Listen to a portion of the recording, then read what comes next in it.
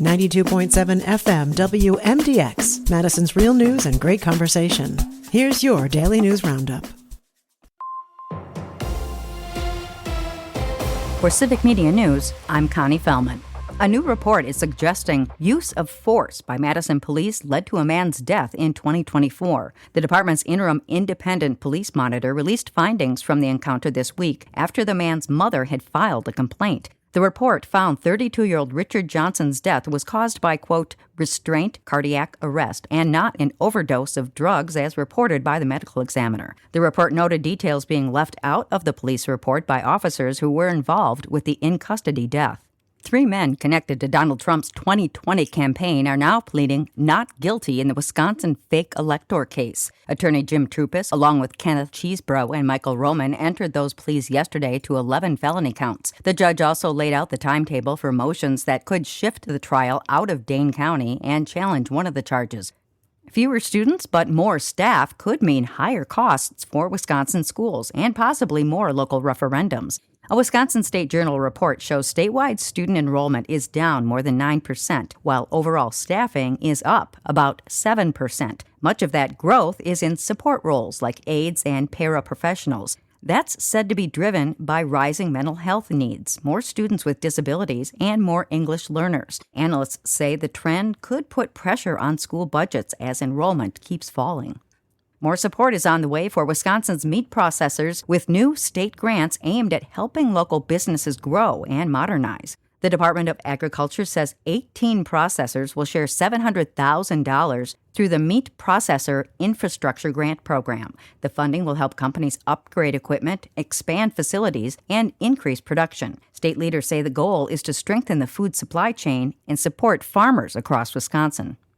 3 men connected to Donald Trump's 2020 campaign are now pleading not guilty in the Wisconsin fake elector case. Attorney Jim Trupis, along with Kenneth Cheesebro and Michael Roman, entered those pleas yesterday to 11 felony counts. The judge also laid out the timetable for motions that could shift the trial out of Dane County and challenge one of the charges. Trupis says the county's politics and heavy publicity make a fair trial unlikely, while prosecutors have not agreed with that view. A legal battle over voter information in Wisconsin could move fast as federal officials ask for an expedited appeal. The Justice Department wants access to detailed voter records, saying it's needed to ensure election security. A federal judge previously blocked that request, siding with concerns about privacy and state control. Advocacy groups are also opposing the move. The appeals court is now weighing whether to fast-track the case ahead of the state's primary.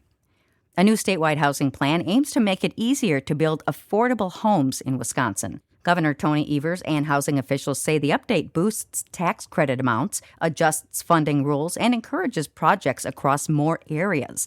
The program helps developers by offering tax breaks in exchange for setting aside units for lower-income renters. Leaders say more than 61,000 units have been built or improved through similar efforts over the years. They say the changes are meant to keep up with rising costs and growing demand.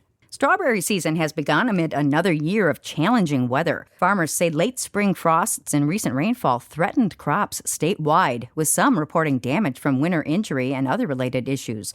Despite the challenges, farms are welcoming customers for strawberry picking and fresh berry sales. Growers are also encouraging residents to support local farms as they hope for a harvest season lasting closer to the typical 2 to 3 weeks. And that's your state update. I'm Connie Fellman for Civic Media News. Cooper comes through. Hi, I'm Mike Clemens with Sports Baseball. A big night for the Brewers' rookie shortstop, Cooper Pratt. As he shoots one through, and there it is. His first hit in the big leagues. And it comes in his second game.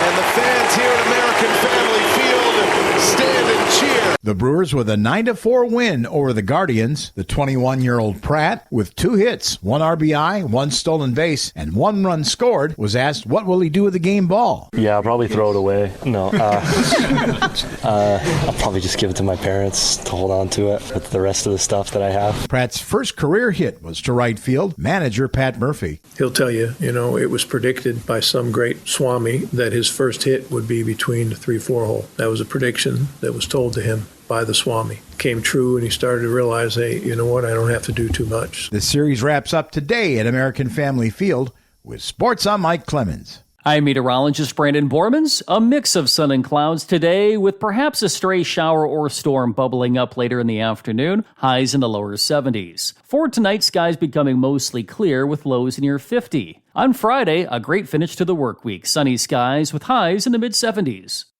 That's your Madison News Roundup from WMDX. Find more news anytime at WMDXradio.com. Subscribe to this podcast on Spotify, Apple, or wherever you find your podcasts.